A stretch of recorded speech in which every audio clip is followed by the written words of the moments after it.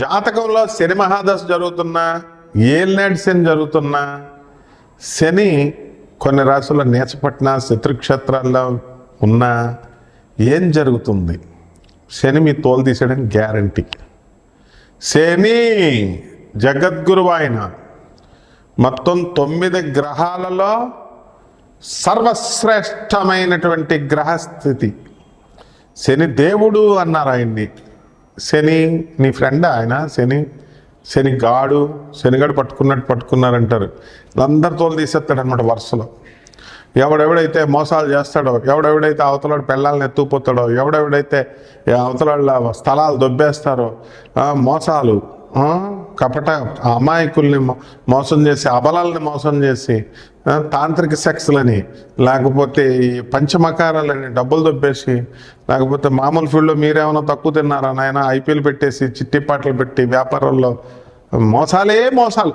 మీరు జనాలను మోసం చేస్తారు కానీ అక్కడ శనిని చేయలేరు. శని అక్కడ చూస్తూ ఉంటాడు, అకౌంట్ రాస్తూ ఉంటాడు అనమాట. తర్వాత టైం చూసి బెల్ట్ తీస్తాడు. సాక్షాత్ పరమేశ్వరుడి యొక్క అవతారమైన మరొక రూపంలో వచ్చాడు ఆయన. ఒక సృష్టి క్రమాన్ని తయారు చేసినప్పుడు ఆ సృష్టి క్రమంలో ఆయన పరమేశ్వరుణ్ణి కూడా వదలలేదు. వెళ్ళాడు పరమేశ్వరుడు. తండ్రి నిన్ను నేను పట్టుకుంటున్నాను అన్నాడు. బాబాయ్ నేను ఎట్లా రా నాయన నేను తప్పించుకోవడం అంటే అది కుదరదు. అంటే అందరినీ 7.5 సంవత్సరాలు పట్టుకోవాలి, కానీ నిన్ను 7.5 ఒక రోజు పట్టుకుంటాను, 24 hours అంటాడు. సరే అసలు ఈ శనికి దొరకకూడదని వెళ్ళి మర్రి చెట్టు త్వరలో దాక్కుంటాడు, డ్రైనేజ్ పక్కన ఉన్న మర్రి చెట్టు త్వరలో. సాయంత్రం అయిపోయిన తర్వాత ఇంకా నన్ను శని వదిలేశాడు, పట్టుకోలేకపోయాడు అని సంతోషంగా బయటకు వస్తాడు. బయటికి రాగానే శని నువ్వు నన్ను పట్టుకోలేకపోయావు అంటాడు. తండ్రి మీరు ఎక్కడుండాలి అంటాడు. కైలాస పర్వతం మీద హాయిగా దేవతలందరూ ఆసీనులైతే మీరు ఆసీనులైతే ఆసీనులంతా వాళ్ళంతా డ్యాన్సులు వేస్తూ, నందీశ్వరుడు భృంగీశ్వరుడు మిమ్మల్ని సేవిస్తూ సకల దేవతలు ఉండాలి. ఇక్కడ డ్రైనేజ్ పక్కన ఒంటరిగా ఉండి చెట్టు త్వరలో కూర్చొని ఒంటరిగా ఉన్నావు అంటే శని పట్టుకుంటాడు. పట్టుకున్న వాడికి పెళ్ళాం వెళ్ళిపోద్ది, పెళ్ళం వదిలేస్తుంది, ఒక్కడే మిగిలిపోతాడు. ఐసోలేటెడ్, ఒంటరిగా ఉంటారు. అందుకే శనిగ్రహం బలంలో ఉన్నటువంటి వాళ్ళు మూడీగా ఉంటారు. వాళ్ళు మొహంలో దాచుకోరు, ఏదన్నా పైకి చెప్పేస్తారు. ఒంటరిగా ఉన్నప్పుడు వాళ్ళకి వైరాగ్యం ఉంటుంది. ఆ తర్వాత రెండవది బ్రహ్మదేవుణ్ణి పట్టుకున్నాడు. తండ్రి నిన్ను నేను పట్టుకుంటున్నాను అన్నాడు. ఇదేంట్రా బాబు, నేను మొత్తం సృష్టిస్తాను తండ్రిని, నన్నే హెడ్ ఆఫ్ ది ఫ్యామిలీని పట్టుకుంటే చిన్నవాళ్ళకి నేను లోకువైపోతాను మానవులందరికంటాడు. కుదరదు తండ్రి, నిన్ను అట్లీస్ట్ 2.5 సెకండ్లు పట్టుకుంటాను, 2.5 నిమిషాలు అంటాడు. ఓకే క్యారీ ఆన్ అన్నాడు ఆయన. అనేసి శనిని తప్పించుకోవాలని బ్రహ్మదేవుడు బ్రాహ్మణ వేషం వేసుకొని కృష్ణానదీ తీరంలో మా బెజవాడ కనకదుర్గమ్మ గుడి ఆ దగ్గర కింద తిరుగుతుంటే అక్కడ నాలాంటి ఒక జ్యోతిష్కుడు వచ్చి బ్రాహ్మణ వేషంలో ఉన్నాడు కదా. ఇంకో బ్రాహ్మడు వచ్చాడు దరిద్రుడు. అయ్యా నేను దరిద్రందా అంటే నేను మంచివాడిని కాబట్టి పుచ్చకాయ దానమే వింటాను, మరి మిగతా వాళ్ళంతా 2 లక్షలు పట్టరా అంటారు. 2 లక్షలు పట్టరానైనా నీకు ఏదో ఒకటి చేస్తాం శనికి, వీళ్ళు పెద్ద ఏదో శనీశ్వరుడికి పిఎల్ లాగా అంటే సరే. అప్పుడు ఏం చేస్తారు, ఆయన ఈ బ్రాహ్మణ పుచ్చకాయని ఇలాగ తెల్లటి గుడ్డలో సంచిలో పెట్టి ఇలా బ్రహ్మగారికి ఇస్తున్నాడు. పొరపాటున ఆ కాయ కింద జారిపడింది. శనిదేవుని యొక్క మహిమ వల్ల, మాయ వల్ల కాయ పగిలింది కదా, ఆ రసం కారుతుంది కదా, పుచ్చకాయ రసం కొంచెం ఎర్రగా ఉంటుంది కదా. ఇప్పుడు శనిదేవుడు మాయ చేశాడు కదా, దానికి ఇంకా ఎర్రగా ఎక్కువైపోయింది, ఎరుపుతనం ఎక్కువైంది. అప్పుడు అది రక్తంలాగా కనబడింది. తెల్లగుడ్డ కదా బయట, అది రక్తంలా బయటకు వస్తుంది. రౌండ్గా ఉంది కదా, అది మానవ తలకాయలాగా ఉంది. కపాలాలు పూజ చేస్తాం అని కపాలాలు అఘోరీలు అంటారు కదా, వీళ్ళు అలా సంచిలో వేసుకున్నాడేమో అని ఆ రక్షక భటులు పోలీసు వాళ్ళు వెళ్తే ఇదేంటిది అంటారు. ఈయన బ్రహ్మదేవుడు ఏం చేస్తాడు, ఇదిగో ఏం కాదు బాబు ఇది పుచ్చకాయని తీసి చూపిస్తాడు. సరేనా వదిలేస్తారు. కానీ బ్రహ్మదేవుడు అంతటి స్థాయి వాడినే ఒక మామూలు కానిస్టేబుల్ రక్షక భటులు, తన సృష్టించినటువంటి రక్షక భటులు వచ్చి తండ్రి అయినటువంటి బ్రహ్మదేవుణ్ణే నిలదీసి అడగడం, అది చాలు అనమాట అవమానం. ఇదే శనిని పట్టుకోవడం అంటే, అంతేగాని ఏదో చేయడం అనమాట. ఇక బ్రహ్మదేవుణ్ణి వదలలేదు, శివుణ్ణి వదలలేదు. శివుణ్ణి పట్టుకోవడం అంటే నటన అదంతా. శివుడు నిజంగానే పట్టుకున్నాడు. అక్కడ ఏంటి, శివుడిని పట్టుకున్నాడు. కానీ శివుడు ఆయన అవతారం కాబట్టి ఈ సృష్టి క్రమంలో శనీశ్వరుడు పట్టి పీడించాలి కాబట్టి ఆ క్రమాన్ని ఇక్కడ అలవాటు చేయాలి కాబట్టి ప్రజలు దొరికిపోయినట్టుగా యాక్టింగ్ చేస్తాడు. పరమేశ్వరుడిని ఎవడో పట్టుకోలేడు. శని వేరు, శివుడు వేరు కాదు, ఇద్దరు ఒకటే. అది ఆ ఆర్డర్ నేర్పిద్దాం. ముందు మనం సలహాలు చెప్పేటప్పుడు ఒక మాట వినాలి కదా. మనం చేసి అవతలడికి చెప్పాలి. అంతేగాని మనం చేయకుండా నేను మటన్ రోజు చేయను, మీరు చేయండి అంటే కుదరదు. ఈశ్వరచంద్ర విద్యాసాగర్ అని బెంగాల్లో ఉంటాడు, మనందరికీ తెలుసు. ఆయన దగ్గరికి మొత్తం ఏదో బాబా గారి దగ్గరికి వస్తున్నట్టు భక్తులు అందరూ వచ్చేవారు. ఒక లేడీ ఏం చేస్తుంది, చాలా దూరం నుంచి చిన్న కొడుకుని తీసుకొని వస్తుంది ఆయన దగ్గరికి దర్శనం కోసం. వచ్చి ఎక్కడి నుంచి వచ్చిందండి, ఒక 1000 కిలోమీటర్లు, ఢిల్లీ నుంచి కలకత్తా వచ్చింది. వస్తే ఏంటమ్మా అంటే, మా అబ్బాయి స్వీట్లు తింటున్నాడు సార్ అంటది.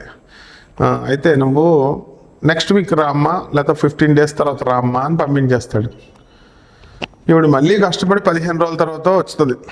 వస్తే బాబు స్వీట్లు తినకమ్మా అంటాడు.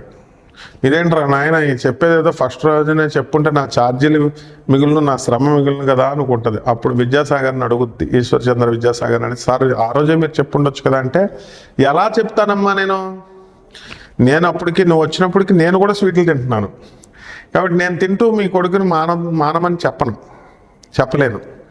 ఆచరించేవాడికి హక్కు ఉంటుంది. అలా నేను మానేశాను ఇప్పుడు 15 డేస్, కాబట్టి ఇప్పుడు నాకు హక్కు వచ్చింది, నేను మీ వాడికి తినొద్దరా అని చెప్పాను అంటాడు. అనేసరికి అలా బ్రహ్మదేవుడు పరమేశ్వరుడు కూడా శనీశ్వరుడు యొక్క మాటలను మనం గౌరవించాలని ఆ సృష్టి క్రమం కోసం వాళ్ళు ఆచరించి చూపించారు ఆదర్శవంతంగా. అంతేగాని బ్రహ్మదేవుడినే పట్టుకున్నాడు, బ్రహ్మదేవుడు చాలా చిన్నోడు, శివుడిని పట్టుకున్నాడు, శివుడు చాలా చిన్నోడు, శని పట్టుకున్నాడు, శని చాలా గొప్పడు, ముగ్గురు ఒకటే గాడిద. కాబట్టి ఇలా గాడిదలు ఆలోచిస్తాయన్నమాట, ఎంతసేపు తప్పులను పట్టుకోవాలని. ఇది తప్పనమాట. అలాగే కళత్రపుత్ర శత్రుత్వ కారణాయ నమః అన్నారు. శని ఎప్పుడైతే ఏ స్థానంలోకి వస్తాడు, 7వ స్థానంలోకి వచ్చినప్పుడు పెళ్ళారు మొగుడిని లైక్ చేయదు, గొడవలు, పిల్లలు వ్యతిరేకం, రివర్స్ అయిపోతారు. కళత్ర పుత్ర శత్రుత్వ కారణాయ, ఆ భార్య పిల్లలకి ఫైటింగ్ పెట్టేస్తాడు, వీళ్ళు విడిపోతారు. విడిపోకపోయినా కొట్టుకు చేస్తూ ఉంటారు.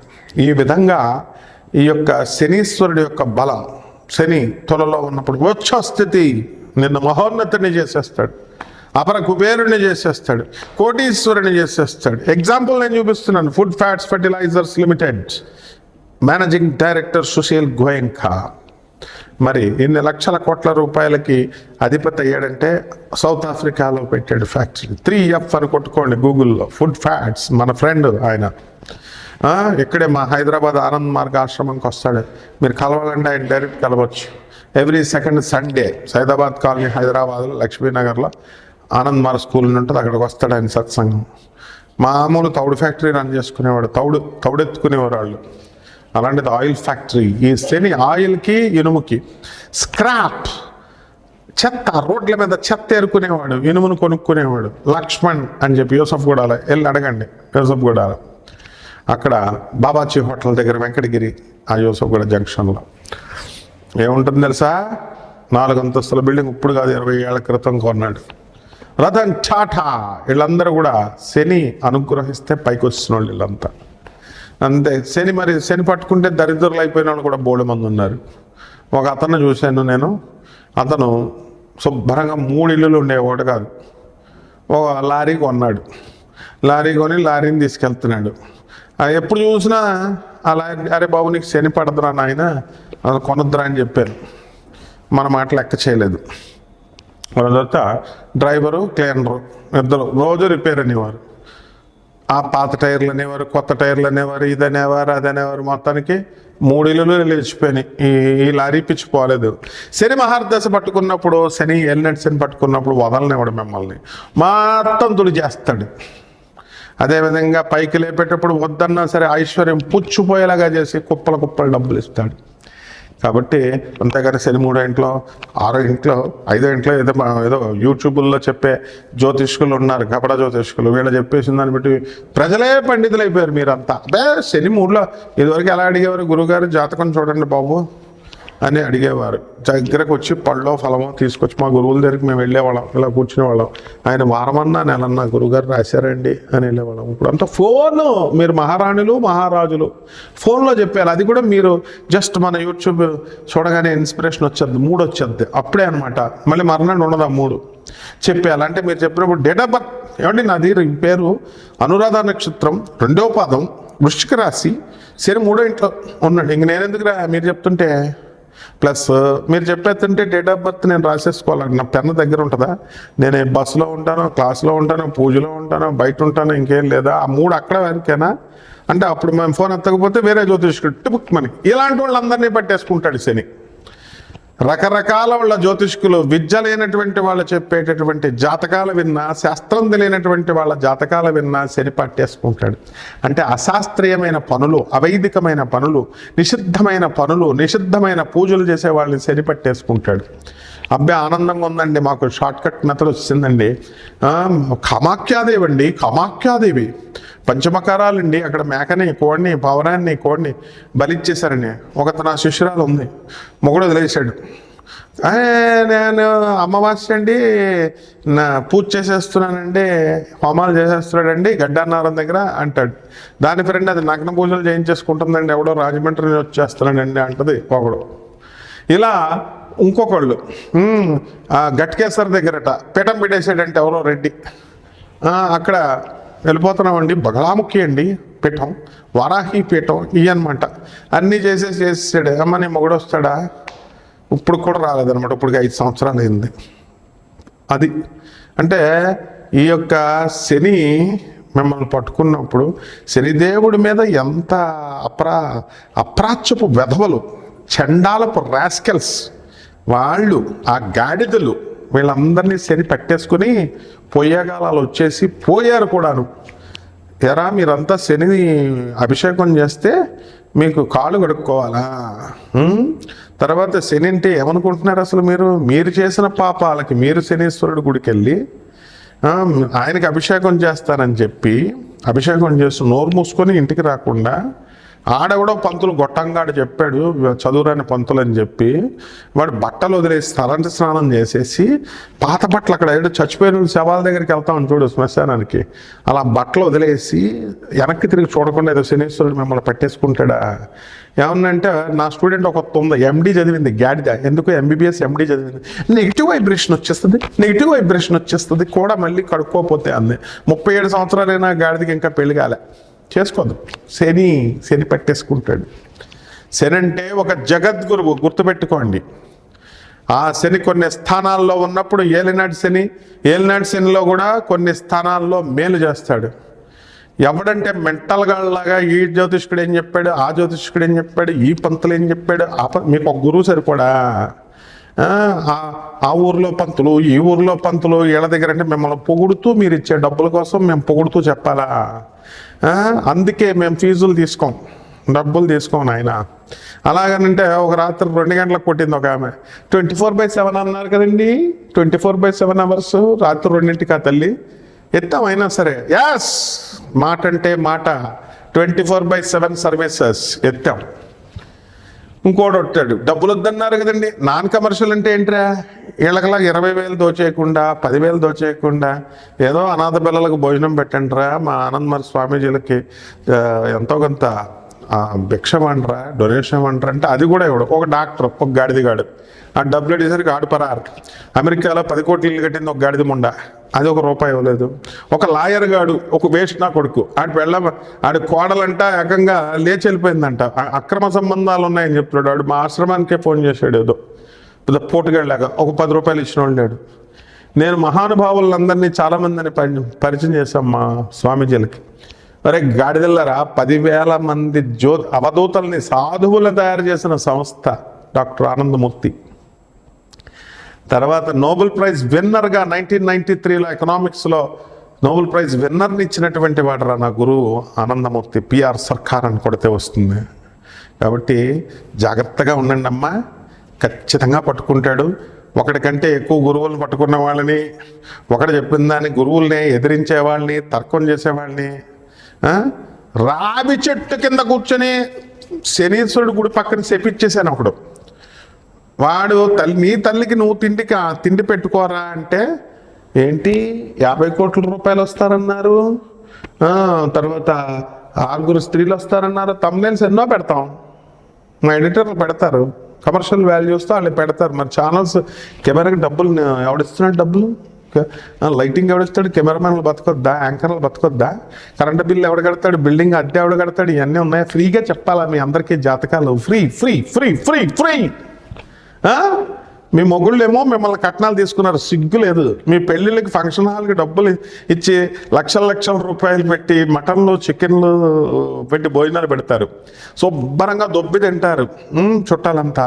వీళ్ళిద్దరు కొట్టుకు చేస్తారు. మీరిద్దరు కొట్టుకు చేసినప్పుడు ఆ తిన్నవాడు ఒక్కడు కూడా పోలీస్ స్టేషన్కి సాక్షి రాడు, కోర్టుకి సాక్షి రాడు. కానీ పేదవాళ్ళకి మాత్రం మీరు పెట్టరు. పేదవాళ్ళకి ఏమన్నా దానం చేయండి రా పంతుల కంటే రేషన్ బియ్యం ఇస్తారు. మీకేమో అన్నీ ఇలాగే అన్నమాట చేసేది. ఇటువంటి వాళ్ళందరినీ శనీశ్వరుడు కౌంట్లేసి పచ్చడి దంచవే మేనత్త మొగుడా మేనత్త కొడుక అని మా మంగమ్మ సోదరు మా బాలకృష్ణ మా బాలయ్య బాబు పడాడు కదా, అట్లా దంచుతాడన్నమాట. కంగారు పడకండి, మనం తెలుసుకుందాం. ఇంకా వివరాల కోసం నాకు ఫోన్ చేయండి. ఉన్నారా? మీకు ఏం డౌట్స్ ఉన్నా ఏం పర్లేదు, స్ట్రిక్ట్గా ఉండాలా, డిసిప్లిన్ ఉండాలి నా దగ్గర. లేకపోతే నేను ఏం చేయను, నేను శనీశ్వరుడికి చెప్పేస్తాను అంతే. ఈ ద్వాదశ జ్యోతిర్లింగాలు ఎలా? అదంతా పరమేశ్వరుడు శివుడివే, అవే శనీశ్వరుడి క్షేత్రాలు. ఈ 12 రాశుల వారికి ఏ విధంగా ఉందో మనం ఈ నెలలో, డిసెంబర్ నెలలో, అలాగే రానున్న సంవత్సరంలో నేను విడివిడిగా ఒక్కొక్క రాశి వారికి చెప్తున్నాను, చూసి ఎంజాయ్ చేయండి. మీనరాశి.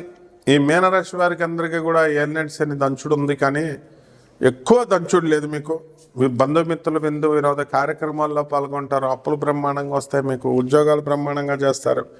ఫ్రెండ్స్ వద్దంటే ఫ్రెండ్స్, మీకు తెగ ఫ్రెండ్స్, పాత గర్ల్ ఫ్రెండ్స్ అందరూ కూడా మీకు తిరిగి వచ్చేసి మీ ఇంట్లోనే దుకాణాలు పెట్టేయడానికి అవకాశాలు ఉన్నాయి.